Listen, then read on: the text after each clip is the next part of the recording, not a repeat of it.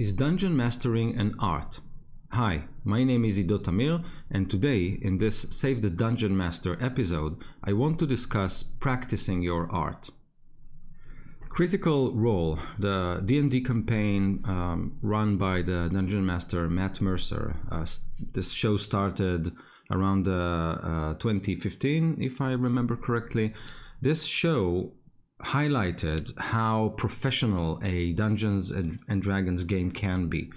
Matt Mercer and his group of players are amazing voice actors, and they basically have brought D&D to a new level. They started streaming their games, and very quickly this was the bar, the level many dungeon masters and players wanted their game to achieve.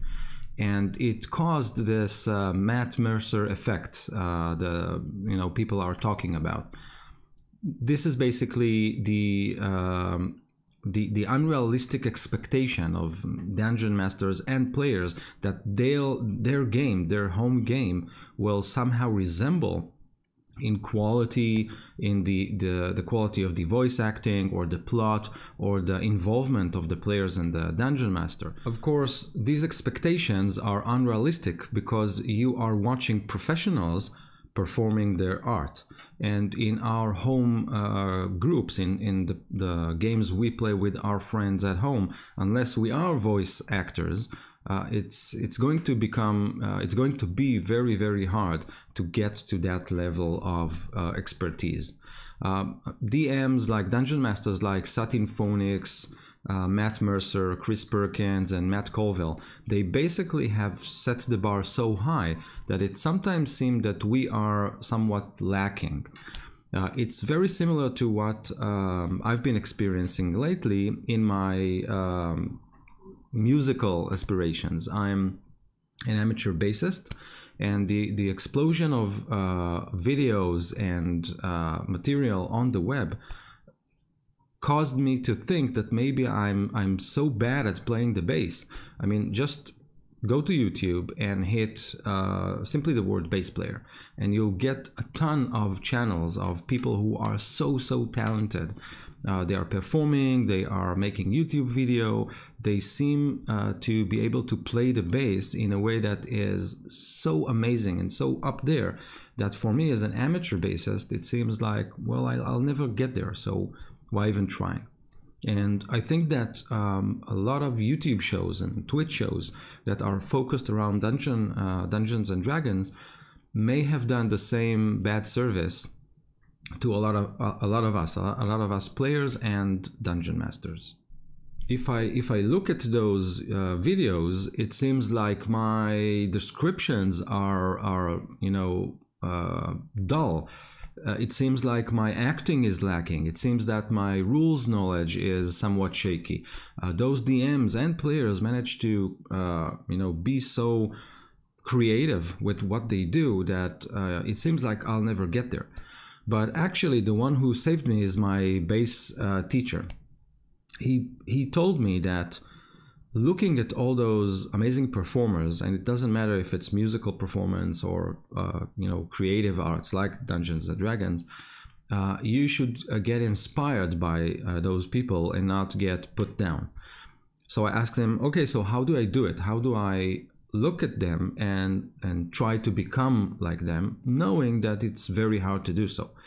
And he basically gave me the same example as in a musical career, when an artist, a beginner artist, wants to play the piano, play the drums, play the guitar, he has to invest a certain amount of hours into it, in practicing his art before he can be considered a professional.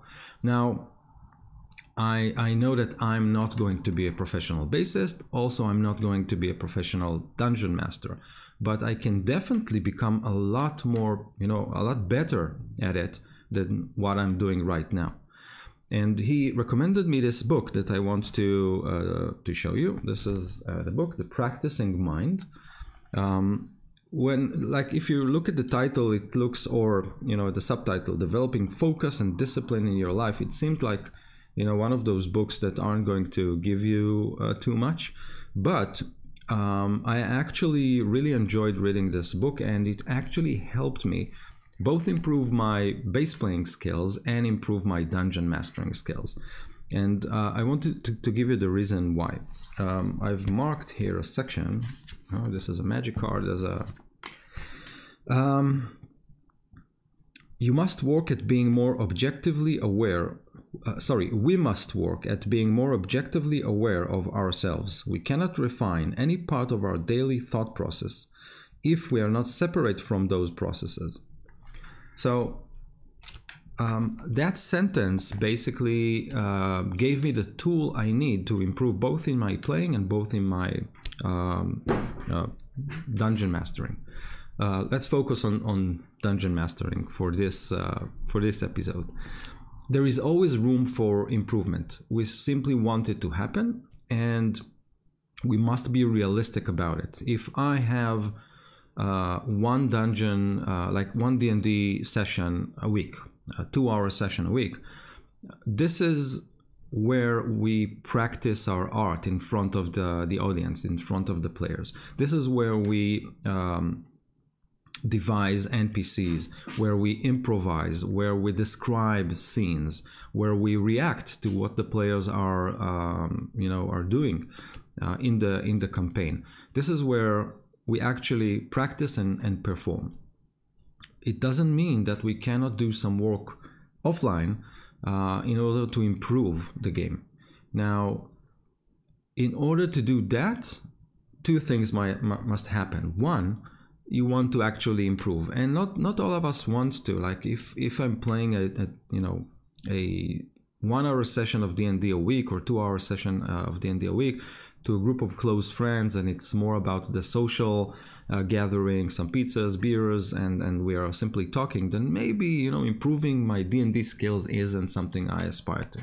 But for some of us, like me, dungeon mastering is like a big part of my life. I'm doing it for a long time. I'm really invested in it, and I really like the time with the players when we are playing. So I want to give them the best experience possible. And there is a feedback loop. If I am better at dungeon mastering, they experience the game differently. They enjoy it more. They contribute to the game more. They smile a lot. They participate. And it's a feedback loop, a positive feedback loop that every dungeon master wants in his game. The question you need to ask yourself if you want to improve your game, or you want to first improve your game, but then you need to ask yourself, what am I lacking? And this is the advice that I was given basically here. You have to become a lot more aware to what's going on in the game. So my first D&D sessions, I was so preoccupied of simply running the game that I was almost on autopilot in a lot more activities. So I could talk to my players, run the game, act like the NPCs, and run the combat sequences. But if you would kind of ask me a question that is unrelated to the game, it would have taken me a lot of time to respond to it, because my mind was so focused on playing D&D. If you want to improve your game, you have to take a step back and be a lot more aware of what's going on in the game. So to make this happen, what I did is I bought a journal, and in this journal I'm basically writing notes that are unrelated to the story or to what the players did, etc.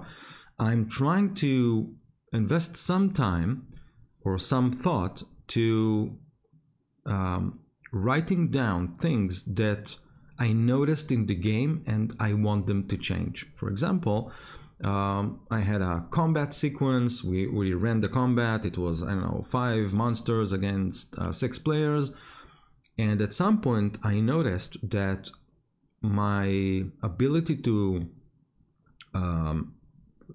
govern the rules of the encounter, like initiative and who is doing what and all those special abilities of the monsters, and can you use this spell on that monster if this monster is immune to that, or resistant to that, or has this special ability or that. I noticed that my rules understanding was lacking. So like at the 5th time I've opened D&D Beyond to look for the correct rule, I kind of marked it on my journal, rules, like with with two lines underneath to make sure that I understand that I need to improve that. One other aspect I noticed is that when my players did something totally unexpected, my improvisational skills were lacking. Not in terms of portraying an NPC or throwing a random combat encounter, but actually devising a plot that could hold the game for 1 hour until things get back to track. That was very, very difficult for me, and I also noted that. I wrote down that problem as well. So after a couple of games, I could look at the journal and see all kinds of things that I believe I should work on. So it could be improvisation, it could be designing encounters, it could be knowledge of the rules, it could be my acting, like am I doing some sort of voice acting, or maybe I'm not doing it at all. So after a couple of games, I had this list of things I wanted to improve, but this requires you to be very, very aware of what's going on, and it's difficult. It's difficult to keep some attention, like most of the attention, to what's going on in the game, and some of the attention to kind of criticize yourself. You have to understand that with dungeon mastering, there is no one to point out and say, these are the areas you need to improve on. Maybe if you're lucky, your players will say it like explicitly, but sometimes people will simply leave your game without saying anything, or they will not simply not say anything, stay with you because the game is what they have right now, and you won't get to that next level. So you have to be able to criticize yourself. A great way to do it is actually to record yourself. You record your games if that's possible, even if it's on voice only, and then listen to what happened in the game and try to think about it in a very aware way, to hear what you are saying, how you are saying it, how you describe, how do you react to your players, etc. So a recording is best, but if you can't do it, simply take a notebook and write everything that you want to change. After you do that, after you have some things on your list that you want to change, you can start working on them offline. Pick one and work on it. So when the group I played D&D 3.0, I noticed that I'm not running combat encounters very well. The system was quite complex. Monsters came with huge statistic blocks, and I had a lot of difficult time to create encounters that will actually challenge my players, because they were rules savvy. I was not. I was more focused on storytelling. So I noticed that storytelling is the best part of my game, but every time we go into a combat encounter, the players seemed to be a little bit disappointed because I wasn't in there. So I decided to work on it, and for a month or two I actually invested in taking time to read the monster manual. I didn't do an academic work of it, but I marked it. I had small labels in specific pages to help me navigate it more easily, and I had a summary page of special abilities, special conditions. It was, if I remember correctly, a lot about opportunity attacks, like how they resolve. It's very simple in 5th edition. It was a lot more complex in 3.0. So after this month that I worked on it, the next combat encounter that I ran, the players were, oh my god, this was amazing. This combat encounter is exactly what we wanted it to be. It was challenging, it was fast paced, we didn't stop a lot for looking out for rules, and everybody got their kick, and it was amazing. So after working a month on that, I moved to the next thing. Maybe it was, if I remember correctly, again, I think that my storytelling was there. My NPCs were kind of two-dimensional. There was nothing to them.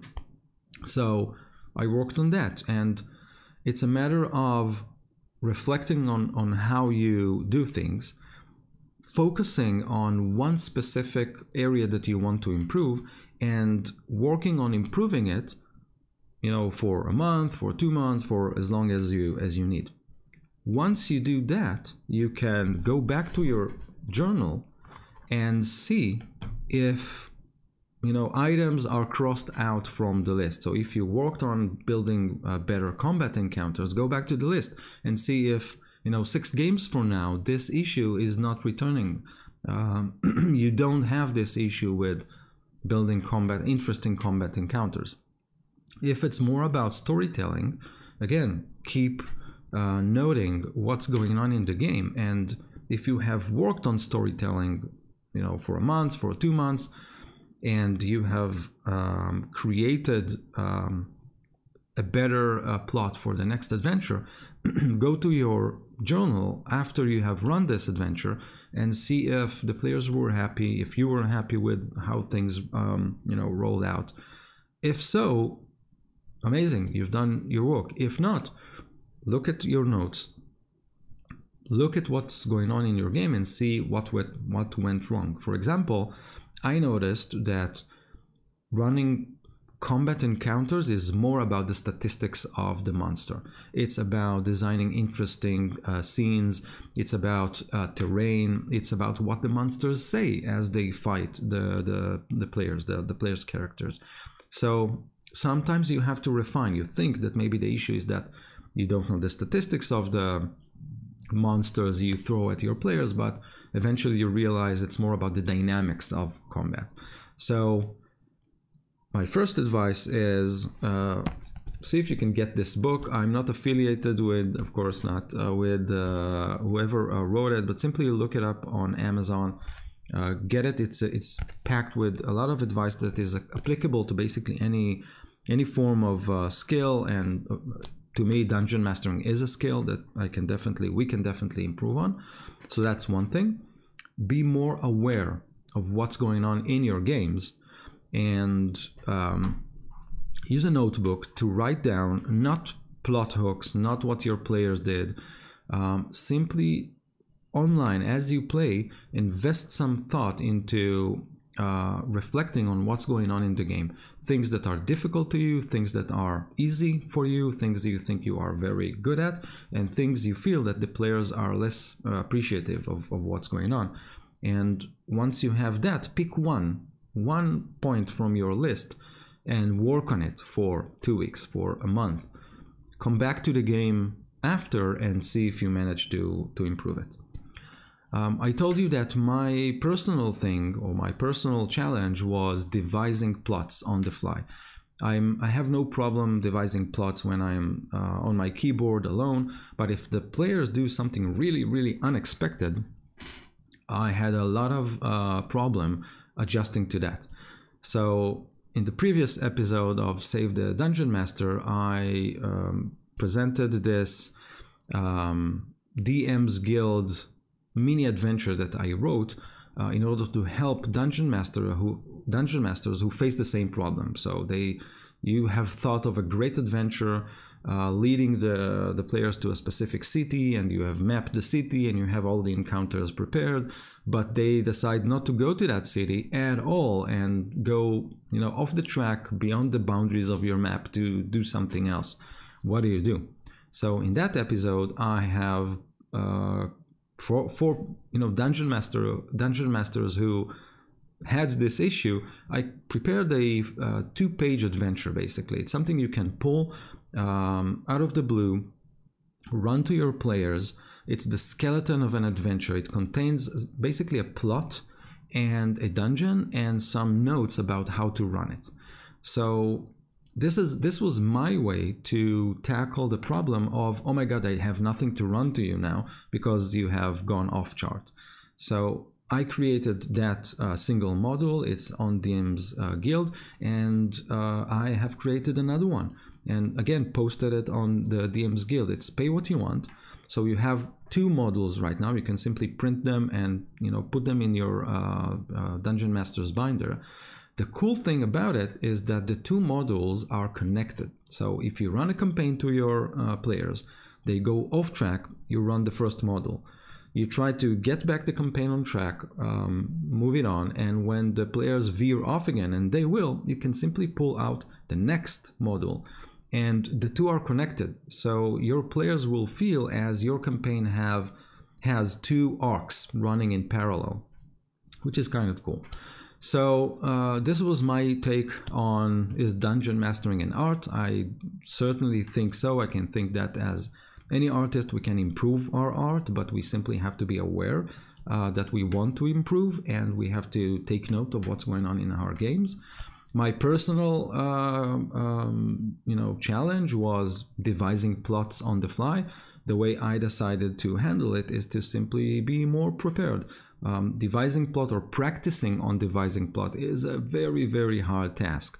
So my way of fixing it was creating the Save the Dungeon Master modules that are now live on DM's Guild. You can check them out.